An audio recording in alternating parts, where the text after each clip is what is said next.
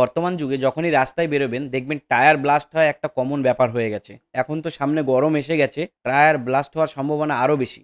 আপনি যে কোনো কোম্পানিরই টায়ার কেনেন না কেন, দেখবেন যে টায়ারের গায়ে একটা সিরিয়াল নাম্বার লেখা থাকে এবং তার লাস্ট ডিজিটটা দেখবেন যে কোনো নাম্বার থাকে PQRS, ওই সিম্বলে বুঝিয়ে দেবে যে আপনার গাড়িটা কত স্পিড লিমিট পর্যন্ত চলতে পারে। এল অনুযায়ী 120, এম অনুযায়ী 130, এন অনুযায়ী 140, পি অনুযায়ী 150, কিউ অনুযায়ী 160, আর অনুযায়ী 170। পুরো চারটা এখানে দেওয়া আছে। এর বেশি লিমিটে যদি আপনি গাড়ি চালান, আপনার গাড়ির ব্লাস্ট হওয়ার চান্স সর্বাধিক। লাস্টের যে ডিজিটটা দেখতে বললাম সেখানে আলফাবেটটার কথা তো বললামই, আর একটা দেখবেন ডিজিট লেখা থাকে 62 বা অন্যান্য ডিজিট লেখা থাকে। এই ডিজিটগুলোর এক একটা মানে আছে, যে এটা হলো ম্যাক্সিমাম লিমিট পর্যন্ত আপনি গাড়িতে ওয়েট ক্যারি করতে পারবেন, এবং এর বেশি যদি আপনি গাড়িতে ওয়েট ক্যারি করেন তাহলে আপনার গাড়ির চাকাটা ব্লাস্ট হতে পারে। যেমন 62 থাকলে 265 কিলো পর্যন্ত আপনি ওয়েট ক্যারি করতে পারবেন, 63 থাকলে 272 কিলো পর্যন্ত ওয়েট ক্যারি করতে পারবেন। এবং এখানে আপনার পুরো লিস্ট দেওয়া থাকলো, আপনি আপনার বাড়িতে যে গাড়িটা আছে সেটা দিয়ে এটা চেক করে নিন। এই দুটো জিনিস অবশ্যই ফলো করুন,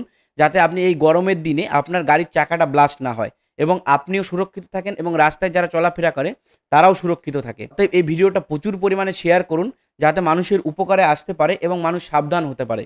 এই দুটোর জিনিস টেস্ট করে কমেন্ট করে জানান যে আপনার বাড়ির যে গাড়িটা আছে তার কি ক্যাপাসিটি আছে।